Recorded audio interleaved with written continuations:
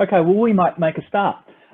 Thanks for joining in, everyone. Like I said, we hope that this particular session is really helpful for all the teachers that are actually out there. We thought it was a great idea to invite a few teachers who are currently working in our online environment, just to share what they're actually doing in their classes. And we hope to provide you a great spread from, from infants all the way to those senior years of schooling, with a few little helpful hints. Each of the presenters we've asked to present for 3 to 5 minutes, and we will be ruthless in cutting them off at that 5-minute mark, because we do have 9 scheduled presenters to present today, but we'll see how we go. I just need to remind people that this session is being recorded, and we will make this available after through the Mansell website for those people who want to look at any of the links or see any of the presentations again. Before we begin, I'd like to acknowledge the traditional owners of country through New South Wales and the ACT, and recognise their continuing connection to land, waters and culture on which we meet today. We pay respects to the elders past, present and emerging. Our intention is that the learning taking place today benefits all of our leaders tomorrow. We're in a unique situation, as we all know, and this is something that us from Mansell have actually recognised, that it impacts each of us differently. It's impacting us unevenly, and there are certainly increased levels of uncertainty and anxiety going around in the community. And as we know, that things are changing daily in the press and the media coming out of the government, and how we're going to go about term 2 and what that actually looks like and means for our students and you guys as teachers. So I just want to start off by thanking all of our co-presenters today. Like I mentioned, we have 9 co-presenters today who are sharing. Look, we contacted them, and we're really appreciative of them just jumping in and saying, yes, I'm happy to share what's going on. Whether it's successful or not, they were happy to jump in right at that last minute to share with everybody else. Our presenters today, as you can see, are up there on the screen. We're going in alphabetical order today, so we'll start with Amber Bidwell in a minute, and work our way round all the way through to Norden right at the end. Like I said, the presenters have 3 to 5 minutes. We will be ruthless at that 5-minute mark. I'll have my stopwatch going. It's not that I'm being rude, it's just that we only have an hour for this. So Amber, I'm going to throw over to you. If you would like to turn your video on, Amber, I'll turn mine off, and you can start.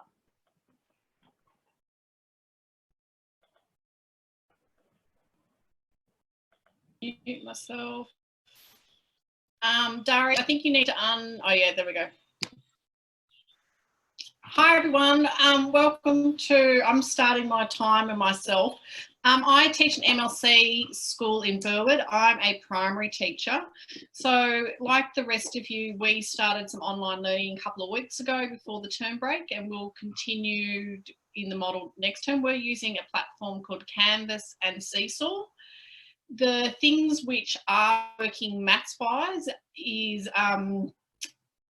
things that aren't working and are working. Things that aren't working are too many wordy instructions. I found at the beginning of students weren't reading, especially in the primary environment, but also parents weren't reading. So we're getting a lot of emails and questions asking. Another thing, after even the first week, the children were spending a lot of time on their devices, so their iPads. And so we tried to adapt some of the maths lessons to get them off their iPad and use resources that they would have at home. So one of the lessons we were looking at was using data. So go to your pantry, and we're looking at sustainability and looking at the different packaging and products in that, and create a table in that. Another one was like a side-by-side column graph using all the family shoes. Next week's lessons were looking at area. So I said, get out to your backyard or your balcony or even your bedroom, and how can you go about measuring your backyard or balcony or bedroom, whether you have a tape measure or not. It could be informal units for the younger years. So we gave the kids some skipping rope. So, okay, use a skipping rope to make informal units to measure around the outside, or even the perimeter and the area for that. We're moving also on to doing some live sessions. I found the pre-recorded videos that we made last term were helpful because the students were more engaged with hearing our voices, whether it be pre-recorded or live. But I think having some live sessions each morning for maths will assist with the questioning. So I have found that a lot of students are having the same question over and over again, or the same errors in their learning. So I'm hoping this will help adjust what they are doing there. Also looking at the scope and sequence and things that we would normally be not struggling with, like volume capacity in the classroom, especially in the primary environment.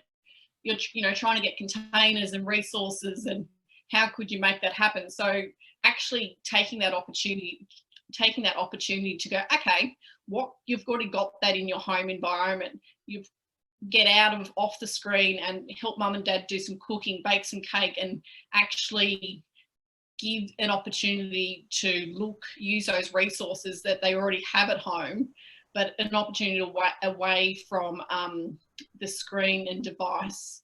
Another thing that we started off with is having some online, little games, like using Kahoots as a bit of an exit question to keep the kids engaged in that. So that was a good fun way to still be online but engage with their peers and be involved with each other in the environment, because I'm finding the students are quite are getting a bit lonely and isolated, like we all are, but having those sort of online games that they can interact with each other was helping the situation too.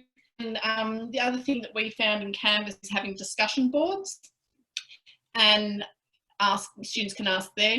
On the last week of term, we did a whole heap of activities which made sure the kids got away from the screen but still had mathematical understanding. So I gave them some, a link to Matt Parker's card games and said, okay, learn a card game from Matt Parker and go and, teach your mum or dad that card game, and do some skipping outside and collect the data on that. Where could you, how long's the street, if you could estimate it when you go for your afternoon walk. So really getting them off the screen in this, much as it's online learning environment, but giving them an opportunity to get away from what they're just pen and paper or computer and typing, to actually engage in maths in the real world in the house. And I'm just looking at my time and I know I'm about to get cut off. So thank you, Darius. I will end it there. Thanks, Amber. Thank you very much for that. Our next presenter is Kris Graham. So Kris, if you'd like to come on board and just let me know when you want your slides move forward. Thanks, Kris. Okay. Oh, I haven't even remembered my slides. It says you can't start your video. You need to do it.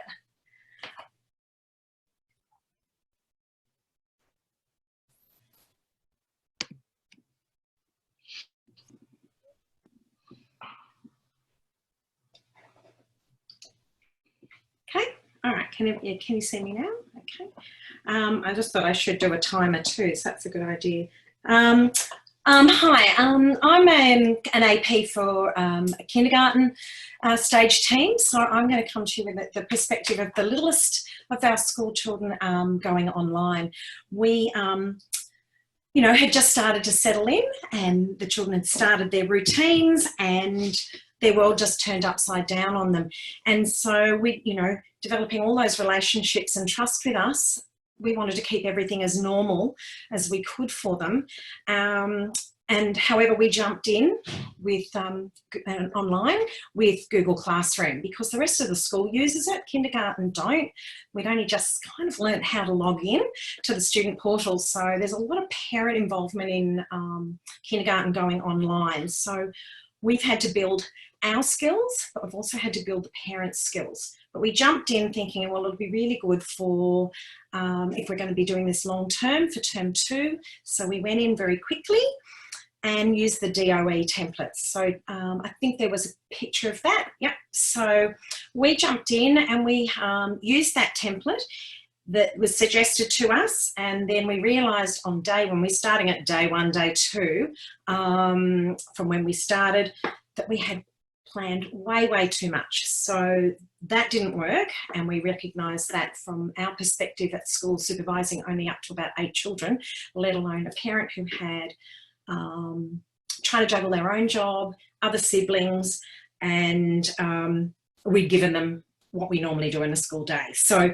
we've adjusted that, and over the 3 weeks of last term, we kept changing and adding more. The coloured bits and pieces on that were instructions for parents. We feel we don't need to do that anymore.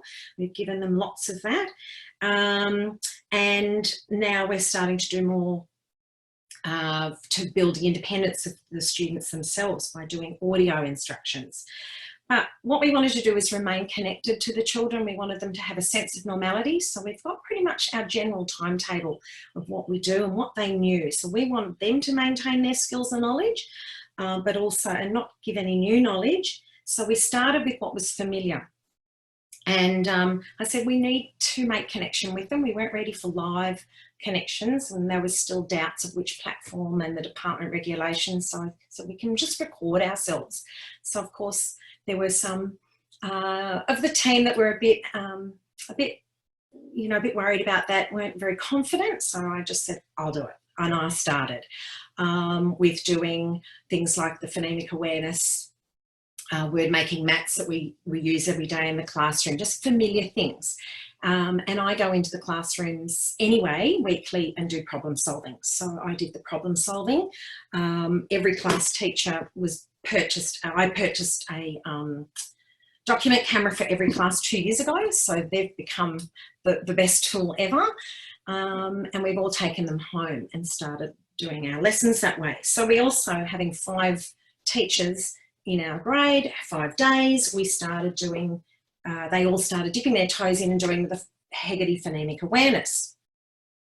So that, because it's quite scripted and you're just talking to a screen like I am now, feeling like I've got no audience, but there is an audience, and the children participate with them at home. So we started with phonemic awareness, problem solving, and one of the other ladies started doing explicit phonics, exactly the way she did in the classroom, but she just recorded it. Feedback from parents was that it was the most engaged that the children were, because they were connected to us. So we have gone exponentially with videoing. We haven't gone live yet. We've made some changes. Our planning is the most important thing that we've changed, because the feedback from the parents was, 1, the videos, but 2, like the weekly overlay of the grid, and finding more and more ways to engage the children in hands-on, so that they had the instructions and then they go off and do play. Just like Amber said, finding things in the home to use. So we've used lots and lots of different things, such as cups, pasta. I've just written a lesson on maths, and it's finding things and hefting and comparing out of the pantry as well. Our volume was great, finding containers in the kitchen. We have made a bath time activity. I'm starting to do groups of 10. So I've got sticks in a lesson where they go and make bundles of 10. And so making connections to using their toys from home. So that means my 5 minutes is up, but our challenges are trying to balance it for the parents, because they have work commitments as well. So we're trying to make it more independent. So audio instructions for the students now, because they are very reliant on our parents to help them access our learning. And I guess live is our next challenge that we need to do. I think that's all I had about how we're going. We do have one extra, it was on our first slide, is our planning. So every teacher in our team We're now a collaborative team rather than just our classroom. We were collaborative, but even more so, but the children belong to all of us. So we've chosen different KLAs, different areas of where we're going to be doing, who's going to do recording of the big books, who's doing recording of guided writing, everything. And we set up a template where it automatically goes into a folder, and like I can sit here and I've done all my Fridays of this and they're all in there ready to go. So it's about organisation for us because it's quite overwhelming and the feedback takes so long. So thank you very much, Kris. That was wonderful, and you were the first presenter to blow your 5 minutes. I'm sorry. But that's okay. We do need to move on, Kris, because we only have that hour. Our next presenter now is Lee Hyland. Lee, I saw you come on board, so we'll throw over to you now. Okay, thank you. My apologies for being late. I've been in a meeting trying to figure out what on earth is going to happen at our school from week 3 onwards.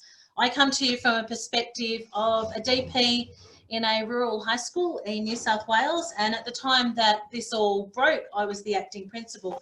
So I had a few different things that I had to balance.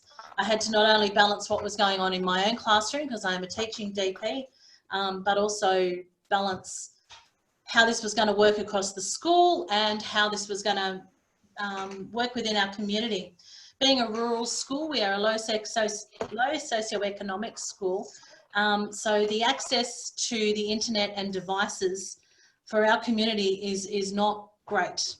And on top of that, they also don't necessarily embrace it.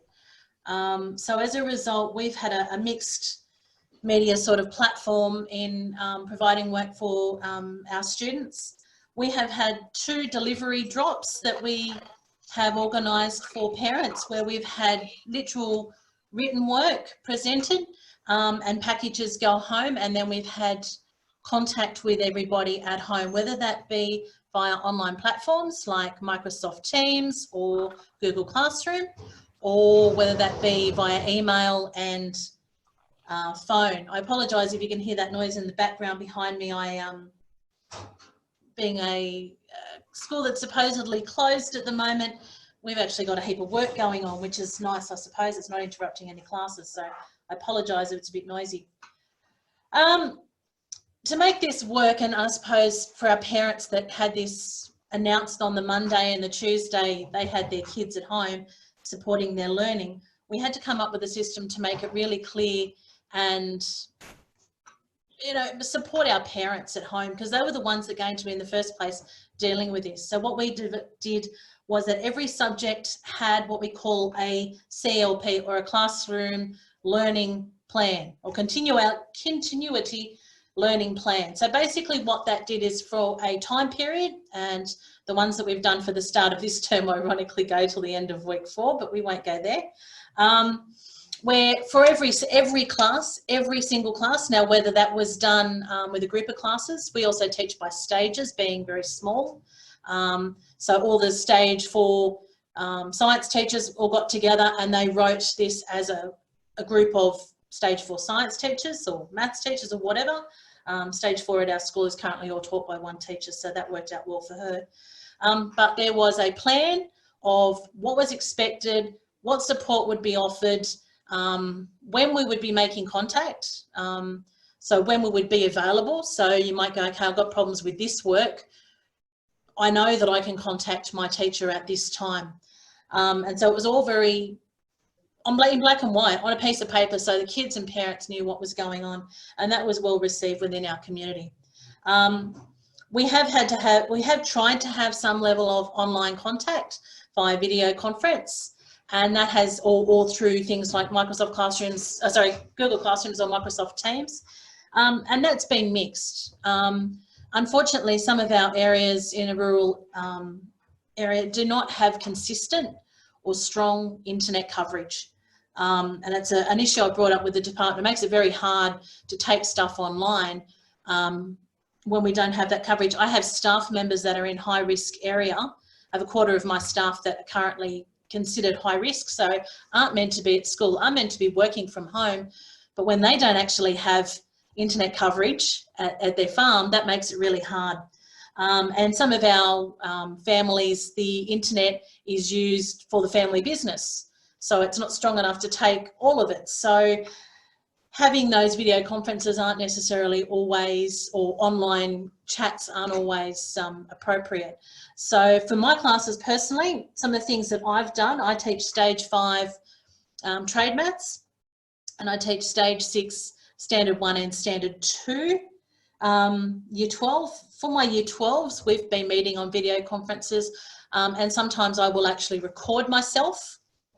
I'll get the kids to watch that separately. Then we might have a VC and we'll have a chat. That allows kids that don't have that access maybe to the internet because mum or dad is working, or they might have to come up with wait till the internet's working, and they can watch it then later on, and then they can put their comments on our Microsoft team. And that at the moment is working reasonably well. It's a bit shaky, but they're adjusting to it much like we are. And also my stage 5s for the next unit, I've sent them home with a project to do. We're doing similarity and scale factors.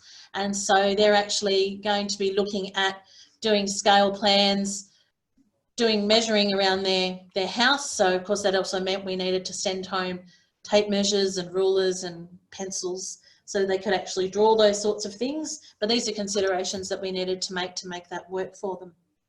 Lee, that is some really great information, but you have exceeded your 5 minutes now. Kidding, okay. No, all teachers are like that, Lee. You give them the microphone and they'll run on. Okay. So, but thank you very much. We will put contact details up later if people want to contact us. Yeah, not a problem. Get more information. Please excuse me because I'm actually going to go back to my executive meeting. That's all right. Thank you very much, Lee. Thank you, guys. All the best. Enjoy your holidays. Our next presenter is Kuldip Khehra. So Kuldip, if you'd like to come on, you can take the floor. No worries. Thank you so much for that, Darius. Hi everyone, my name's Kuldip Khehra. I'm the head teacher maths at Quakers Hill High School, located in Western Sydney. We are a 7 to 10 school, but next year we'll be introducing stage 6. What I'm here to talk about is videos. And so I've tried lots of things. I've got others to try things. And it depends on what sort of a teacher you are and how confident you are with such technology. So the first thing I found that worked was a sort of flipped learning. So at the start of the topic, I found some YouTube videos about, you know, say if the topic's fractions, how to add fractions, subtract, multiply, divide, all those main skills. Put those links in so students have a resource to go to at the start of the topic. So that was the first bit. So finding YouTube videos, so it could be the Eddie Wu videos, and I think the more you put in, the easier it is for students to access resources. So that's the first one. Videos. Use your own phone, upload it. That's the most simple way. Or if you've got one of those old-fashioned cameras with SD cards that have a video function in it, just film yourself. It's a bit unfortunate we can't claim, you know, facials or anything anymore because, you know, most beauty salons are out of action. So that's not tax deductible for you. So they're the main two that you can use. There's also this wonderful app called Show Me. So this is how the Show Me works. So a lot of us, it's like when you're on a whiteboard, we like to write things down and then we want to explain it. So what you do is you write your notes down and then you press record and then you go through your explanation and you write down the rest of your, you know, completed examples and things. So Show Me is a very good app. So you write it up, record, write whatever other things you need to. It does the audio for you, and you know, you don't have to be camera shy about it, people. So that's another great one that you can do where it doesn't require your face in it. The next one that you can do is have a Zoom meeting with yourself. So have everything on your background, share your slide, and then just record yourself doing it. And then there's a video. So you can actually just record yourself. It looks a bit weird, but anyway, but that could also work. Another one, these are two softwares that are on our Department of Education laptops. There's one called Adobe Captivate where you can film your screen and do some audio on top. So it's a video demonstration. Or another one is an Xbox console companion, which is also great as well. So yeah, so that's another one there. Now, one of the biggest issues people have found is the whiteboard issue. So trying to do a electronic, you know, through your computer whiteboard is quite challenging. So what did some of my staff members choose to do? They, one found a whiteboard, a small whiteboard. She said, could I take this home so I can do my lessons? I said, not a problem. Another staff member got A3 paper, laminated it and said, there's my whiteboard. And look, if you want to be cheap about it, you can also get contact. So just, you know, the contact for the book coverings. Don't peel it off, just leave it as it is. Plant it on a wall somewhere with blue tack and it wipes off quite easily. So, you know, LO cheapo. And I think one of the other things is if you're leading a faculty. So, you know, we all, like our students who are, have a range of abilities, so do our staff as well. So one thing we're diving into is we've got half yearlies coming up. So we decided to stick with our tests, but decide to go online. So a platform we've found is Microsoft Forms, which allows you to do the maths equations and things like that in there. We tested it out with one another and with 10 questions. And when we did it, I think 3/4 of us have said, can we just can the pen and paper test for the rest of the year and just do it this way? So that's a big leap we're taking. And I'll also make the video available through Mansoir as well. And that is it for me, Darius. Beautiful, Kuldip. You were right on time. You had 45 seconds to go. Well done. Caught up some time. Thank you very much, Kuldip. Miriam, you are the next person up. So if you want to come online and just cue me for your slides too. Thank you, Miriam. No problems. I presume everyone can hear me. Mine follows on really nicely from Kuldip's actually. We've done very similar things for our 7 to 10. I'm the head teacher of maths, so I do have staff of different abilities. Some of them have used other people's videos and some of them have recorded their own. But I just wanted to focus on what I've been doing. We decided to move everyone to a lecture tutor style to just try and cut down on work for teachers. So every course is run by a lecturer and they deliver content and they set the work. And then the regular classroom teachers become tutors where students can touch base and they can provide extra support as needed. I've been in charge of Year 11, Extension 1 and Year 12 Advanced.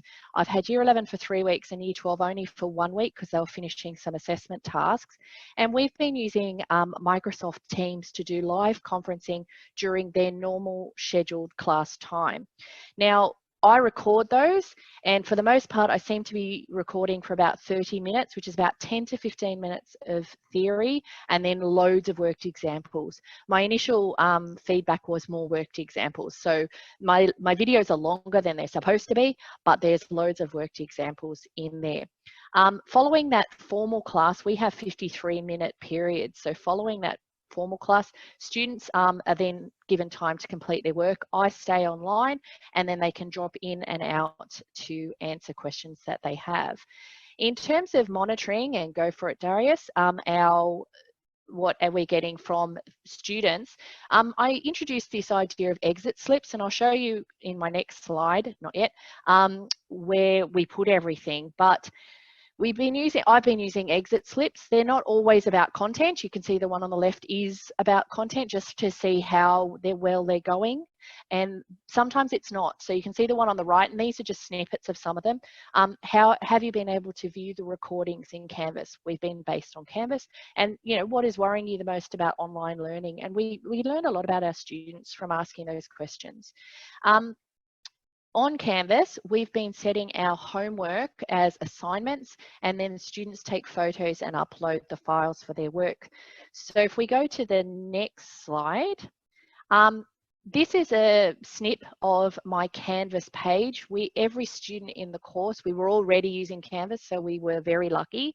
We're also a very high-tech school in a relatively high socio-economic environment. So almost all of our kids had one-on-one devices. All of them had access to Canvas, and for the most part, for the few students that we haven't, we've been able to set them up with that. That said, we do have weak internet in our area, so it's not always possible for students to attend the live online lesson, which is why I'm recording it. Our big thing has been about normalcy and about making sure everything's consistent. So every single course, so every single grade, 7 to 12, have this online learning page, and they're all set up the same way, date and topic, link to the online lesson, that's the recording of the online lesson, whatever notes that we were made, and anything else. So if they ask lots of questions, so you can see they've asked for lots of examples, and then the exercise they need to complete on the end. So everything's posted in one spot. What is working for me? Preparation. I've got my lessons, basically the entire note done, and then I recreate them live as I go. I recreate them basically using a screen share of my Apple iPad, which I use an app called Notability, and most of my staff have found this useful. It's very good at being a whiteboard for me, so I just talk. If we can go to the last slide, I've used props. So I was able, and I did this live, I was quite proud of myself, to make a little Lego setup of some 3D trig. My ropes weren't very taut, but other than that, and the kids loved it, and they really liked being able to see how I could get my diagram out of the real life situation, which is the problem the kids have in 3D trig. And I have to admit, I was nervous about teaching that one online. This headset, although it looks ridiculous, for me it's like putting on my uniform now. My family who are running around the house know that I'm recording. I can hear it. Their noise is cut out a little bit. It's worked really well. So even though it looks a bit silly, then that's how we know, and that's worked really well for me. Setting out your behaviour expectations, answering questions when it suits you, not being forced to answer questions as the students come up, and things that haven't worked so well. Parent communication. We really needed to be more consistent with our parents to reduce their anxiety. I think that's my time. Thank you very much, Miriam. You're spot on time as well. So thank you for that. Our next presenter is Holly Milliken. Holly, if you'd like to come on board. Hi everyone. So my name's Holly Milliken. I'm a maths teacher at South Grafton High School. And something many of the teachers in my school and elsewhere, I'm sure as well, seem to be struggling with at the moment is just keeping the students engaged in the actual learning. So having them on the other end of the camera or sitting in front of a screen, it's just not the same as having them in the classroom, and it's hard to get that same level of engagement. So I know for us at the end of last term, we had little engagement from most of our students. So I wanted to share with you guys today a few different specific resources that I've been utilising in my classroom with my classes to try and introduce collaboration, competition, and increase student engagement, because the feedback from the parents and students was that setting a worksheet or just setting some questions wasn't getting through to them, and it wasn't really working for them. Part of this isolation, which I know is affecting many of my students, is the lack of socialisation. I know they are very lonely at home. A lot of our kids are very distant, so it's not like they have anyone around them really. So I've tried to integrate games and competitions, which not only cover the mathematical content, but also give students a feeling of connection with each other as well. So one of the main ways of doing this has been through Kahoot, which was mentioned briefly earlier. At the moment, they have made Kahoot Premium free for educators, and I'm hoping everyone's familiar with Kahoot. Students answer multiple choice questions, try and get points and get the top score. So you can create your own Kahoot, which is tailored to the specific question type and content area that you're teaching, and assign it to your students for them to complete at home. Rather than in the traditional Kahoot format of the question being displayed on the board and the kids answering, this one they get to do completely at home. When they've completed the Kahoot, they can see all of the scores their classmates have got and how they've compared to it, and it creates a bit of competition with them. And I know several of my classes have split themselves into teams and have designated themselves hashtags, which they put after their name, and try and have one team dominating the leaderboard. So it's getting them talking to each other about the maths as well, and getting them a bit excited about doing something a bit different. And I know that using these questions, I've just taken questions straight from the textbook, put them into the Kahoot. So they're still doing the same questions, but using this style of learning, it's promoted more discussions on the Google Classroom. It's created a competition between the kids and a connection between the students, and it's made them feel as though the work they're doing is actually being seen and actually matters. And I know that for my kids, having that approval from an outside source that they're doing well is really necessary for them to continue to engage. And as an added bonus, Kahoot Premium means you get a full breakdown of where students might be struggling with concepts, which is crucial while we don't actually have them in class. Now, another awesome resource which I've been using, it's not free, unfortunately, but it is heavily discounted at the moment, is a digital subscription to Clark Creative Resources Online. They have digitized what was already amazing resources. This company, oh, sorry, give me a moment. They've digitized what was already amazing resources into a new format, which can be designated really easily for the kids to do in distance learning. They've got online mathematical murder mysteries on a huge range of topics, or mathematical escape rooms, which are my personal favourite. They're set up in a Google Slides presentation with a link to an outside website which opens locks. So students have to work through the slides to solve mathematical puzzles on a particular concepts, which will give them the clue for each lock. Once they've opened all the locks, they have essentially escaped math.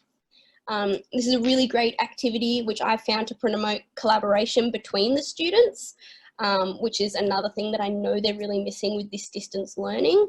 I will usually start my class on Zoom, and then I will break the kids into breakout rooms so that the students can work together on the assignment, but I can still monitor and pop into each of them and make it so that they can have their own conversations with each other while still feeling like they're in that classroom sort of environment. I found heaps of different resources, heaps of these resources work in different ways with the kids, and they seem to work really well to get them engaged in a way that differs from the norm. I know that I'm pretty close to my time, so I'll finish up. It's a tricky balance, but utilising resources like these ones and like the other ones that have been outlined today, I just think it's so crucial to keep the kids engaged. And one other bit of information, in Google Chrome, if you are trying to type things, I know it's hard to type maths things in there, Equatio is absolutely amazing for typing things. You can actually speak to your computer and it will record whatever mathematical, you know, a squared plus b squared equals c squared. It'll write it down perfectly for you, and then you can insert it into lots of different forms. So I think, yeah, it's really good. I think that's my time. Excellent, Holly. Thank you very much for those tips that you're using in your classroom. Our next presenter is Kris Westcott. So Kris, it's over to you, and just let me know when you'd like your slide. Thanks, Darius. It's been really interesting to listen to all of the things that people are doing. Just introducing myself quickly, I'm also a kindergarten AP, as the other Kris is, but I'm also K-6 math coach across the school. I don't actually have a class. So what I want to talk to you about today is something that I do with my 3 enrichment classes in stages 1, 2, and 3. We've actually started a rich task online that we're going to be doing throughout the time that we're learning from home, and that we will actually conclude when we get back to school.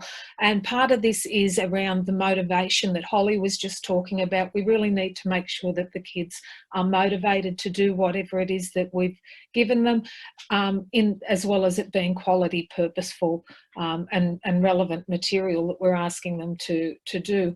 What we've also got to try and mix in there is the fact that our parents, many of them, are very, very new, obviously, to trying to support their kids at home in so many different ways, and often lack the confidence and the understanding of what we're doing. So all of these videos that people are making are certainly helping out there. But something that both Amber and Lee alluded to there was time and resources. So when we're coming up with these tasks that we want the kids to do at home, those are really big considerations. And when we're talking about our little primary school kids in particular, or maybe not even in particular, trying to keep away from screen time. That's something that's come from our parents, is there was far too much screen time in that first couple of weeks. So trying to move into something a little bit different. So Darius, if we could pop my slide up there, please. We're using Seesaw as our platform, and this is what I put out to my stage 3 group at the end of last week. And actually some of the kids are in Seesaw in the holidays. They're so keen to do some of their tasks. So what my kids are being asked to do is to start to design a putt-putt course. So they did have an activity prior to this where I'd photographed different areas of the school, and they had to argue for which area of the school that they thought would be appropriate. Now, the motivation in this, as I started talking about that, is that when we go back to school, we are actually going to build a putt-putt course in the school. So this is their input, this is their ownership to something that is going to come into the school for them. So you can see there that I've given them some criteria for this part of the task, given them my little diagram there, which is very unstructured, bit of chalk out on my driveway to give them an idea of what a putt-putt course might look like, but giving them some open-endedness there in their task. They've got to make sure that the area of their course is a particular thing. They've got some instructions there around the number of sides, straight lines, that sort of stuff, and also been told how they need to prove to me what they've got there. Stage 2 is a little bit less than that. They don't have decimals in there, but I'll fairly close to being the same sort of thing. And stage 1, rather than looking at area, are looking at perimeter. So while that's still just a little bit advanced for stage 1 syllabus, these are my enrichment kids, and this is actually presenting me with my teachable moments. And I think that's one of the things that, particularly with the little ones, we actually need to be available to give them very, very regular feedback. And with Seesaw, that is written feedback or verbal sort of audio recorded feedback there. I've already had 2 kids that I've had to respond to from stage 1, one who didn't include any measurements at all that he's put in on his, and another one who's given me length. So there was my teachable moment about what is perimeter and how we work out perimeter and so forth. As teachers with all of this online learning, we've got to be thinking about where is the thinking, how can we get the evidence of the children's thinking? And that is where these, my requests for things like clear diagrams and so forth are coming in.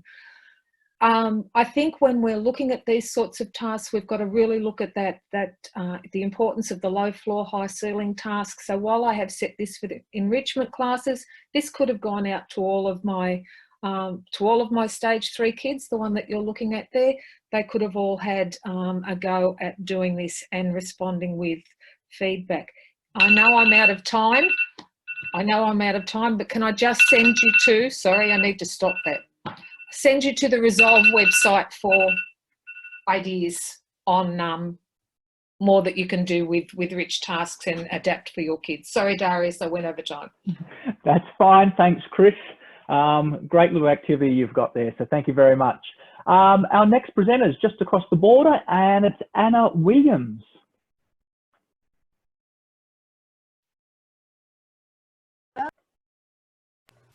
Hello, can you hear me? I can hear you, Anna, so off you go. All right, I'm not sure that my video is working yet. No, we haven't got your video. That's all right.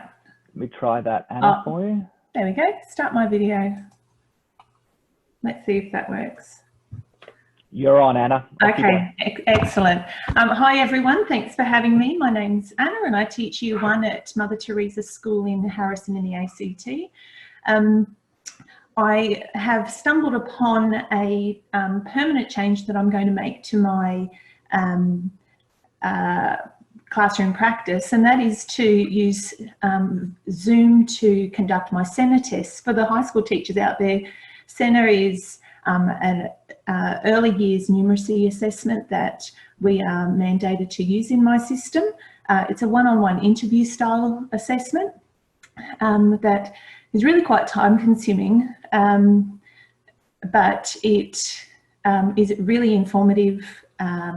You get a lot of data and it can direct your teaching beautifully. So the thing that I've discovered by using Zoom to do SENA is that everybody wins. I get the data that I need as the teacher. I can support the parents with, sorry, are you sure you can see me? Yes, Anna, we can see you and hear you Oh, clearly. very good. I can't see myself, so if I'm sitting here a bit doing the wrong thing, that's why. Excellent, thank you.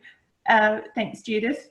And also the child gets to learn. So fortunately, for the last 3 years or so, we've been using Senna PowerPoint presentations to deliver our Senna assessments. So it's a very efficient way of administering the test that otherwise is a little bit clunky. You've got to move little bits and pieces around as you're delivering the test, little flashcards and whatnot. So we've put the tests onto PowerPoint. You can just click through and you still do need to have counters available, but basically it frees up the teacher so that you can more closely observe what it is that the child's doing. You can record your observations without worrying about your bits and pieces, and basically just tighten up resource use. So we've been really happy with how that's been going at our school. It's fast, it's accurate, it's streamlined, and when we had to go to remote learning, I thought actually this might be something that we can actually use to support our parents. So what I did was make contact with each household and organised a convenient time for both of us, prepped by reviewing the child's previous test that I fortunately had taken home, living the dream, and got my obs ready, my sheets ready to record on. So I set up a fresh Zoom meeting with one child at a time, had a quick chat with the parent and the child together, and kind of said what I would need, if I would need counters for them if they're in that emergent or figurative, sorry, not figurative, perceptual level.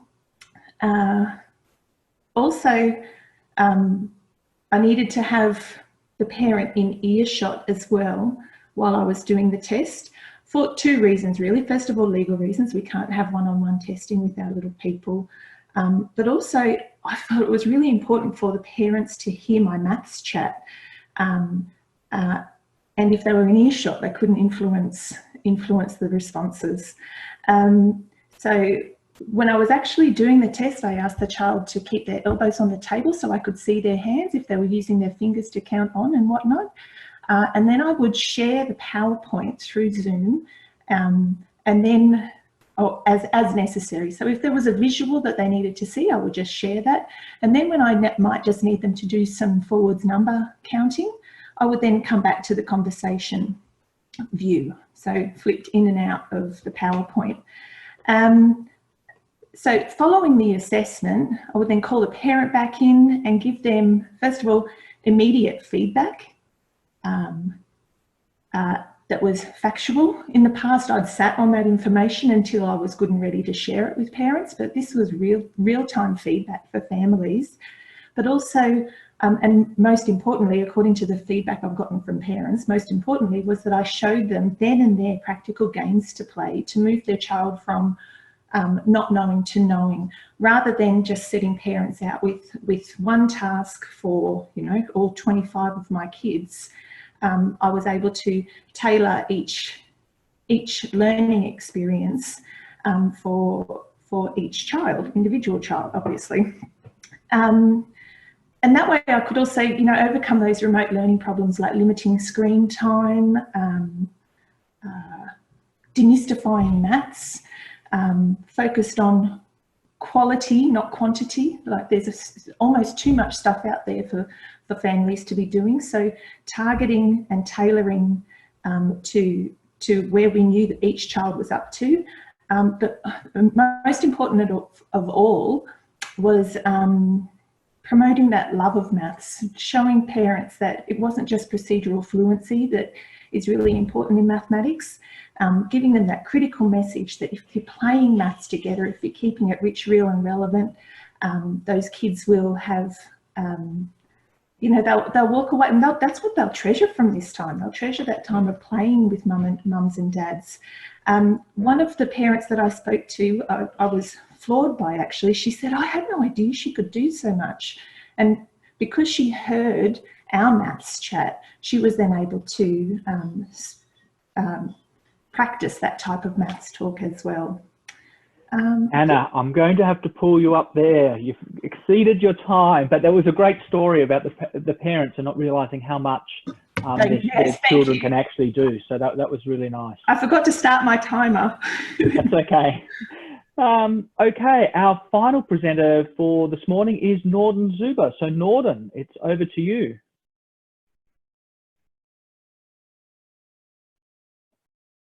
Thanks, Darius. Just trying to start my video. And would you be able to let me share a screen? If that's easy. I will try and get that. I'll make you a co-host, Norden, so you should be able to have access to all that now. Let's see. Okay.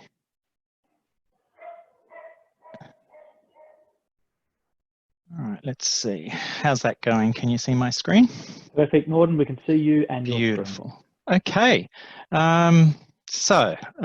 Just thought I would talk a little bit about my context to start off with.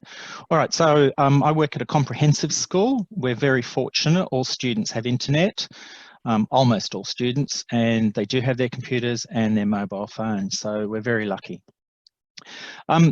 Most of what I'm talking about today is a result of our school decision about how we are teaching for online learning. We're using a synchronous model. Sounds like quite a few schools are doing this. So we follow the existing timetable. And initially it was 60-minute periods. As you can imagine, that didn't last very long. I think we're down to 40-minute periods now for junior school and 50-minute periods for senior school. For our technology, we're using Google Classroom. We had used Google Classroom before all this happened. We've obviously ramped it up big time. We rushed into Adobe Connect, which was challenging, and fortunately Zoom has come to the rescue. We are also fortunate that every teacher has a school laptop with Windows 10 and a built-in webcam.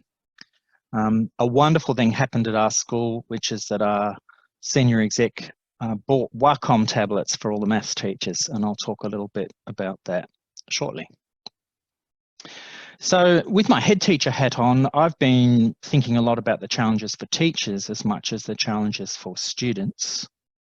The obvious initial challenge was getting our tools together and our skills. That was a difficult thing. It's taken us some time, and the secret, as always, is working together. The really interesting challenge, though, was our need to write maths. I think what this online learning has really brought forward to us is how important the physical writing of maths with a pen is. Having a synchronous timetable for us was also a challenge, especially for teachers who have 5-period days. It's just this relentless sequence for the whole day. At the end of the day, you are quite exhausted from all the online contact. And for the ambitious amongst us, a few of my staff and myself included decided we were going to make maths videos for all our lessons. This is the kind of thing I've been doing in my spare time, setting up a YouTube channel. But what I've learnt the hard way, bang for buck, do you really have the time to make these? I'm finding for an 8-minute video that I'm proud to put on YouTube, that I don't mind other maths teachers looking at, that 8-minute video is probably taking about 2 hours, 2 to 3 hours to produce to high quality. And one of the biggest challenges we found is that Year 7 students are not digital natives. Herding cats is the word that I've been using. All right, so what we've learnt for junior classes, consistency and simplicity was the secret. Not to make lots of fancy videos, but instead a standard lesson design. Ours goes watch and listen, do and submit. And the secret to the do seems to be, for us at least, bookwork. It's very tempting to neglect booked work in the digital age, but we found that bookwork was a critical thing to help manage those lessons. And we finish off the lesson by getting students to submit a photo of their bookwork, which we can give feedback on. Zoom for seniors works really well. That's felt like a normal lesson, and we have actually had one benefit, which is we're getting continuous work samples now by using Google Classroom, which we didn't get before. Our new challenge is assessment. We haven't really worked this one out yet, and we're exploring things like Google self-marking quizzes and some of our online math services. So in summary, if you don't have a digital pen, I would highly recommend a graphic tablet. Wacom and XP Pen are two suppliers that you can get in New South Wales. If you're doing a synchronous model, I would recommend you look after your sanity. Don't be over-ambitious. We've got to last the term. For junior classes, simplicity and predictability. Don't forget the value of bookwork. And last but not least, look, making maths videos is really good fun, but it's a lot of work. So be realistic. I would say most of the time, think about reusing resources. And that's me, Darius. Thank you very much, Norden. And thank you very much to all of the presenters that we've had this morning. While I'll throw to Ruth in a minute to see whether there was any common questions that were coming up that we may be able to direct to some of the presenters. But just a reminder, if you're not part of the Mansfield Facebook page or the PAM Facebook page, please jump on there, because there's been lots of sharing going on those Facebook pages lately about the sharing of resources and what teachers are doing. And I would just remind our members that we have that Investigating with Mathematics competition, which is something that the students can do independently in their own time, because there's a lot of resources or support material for those students to be able to do those investigations. And we're actually putting together an information session that we'll advertise shortly about for teachers about how to run that and support their students. Now, Ruth, I'm going to throw over to you. Did you have any questions that you would like to throw to any of the presenters that have come up? Well, through the time, our presenters have actually been very good, because they've been answering a lot of the questions that people have been throwing at them. So I think most of them have been answered. Just one question for Amber was around how do you encourage your students to use the discussion board, because they're finding sometimes their students are very reluctant. So I'm not sure if Amber might be able to give us something on that. Yeah, so I have been like posing a question or a thinking routine, and part of it I've said respond to the thinking routine or the question with a question or a statement. So each student has to respond to either my original question or thinking routine with a question or a statement, or somebody else's who has already given a question or statement on there. So it's not, so everyone's sort of in the same boat, and then it encourages discussion. So it starts off with please do a question or statement, and then it runs from there, and they become a bit more comfortable in asking the questions and being engaged. Thank you.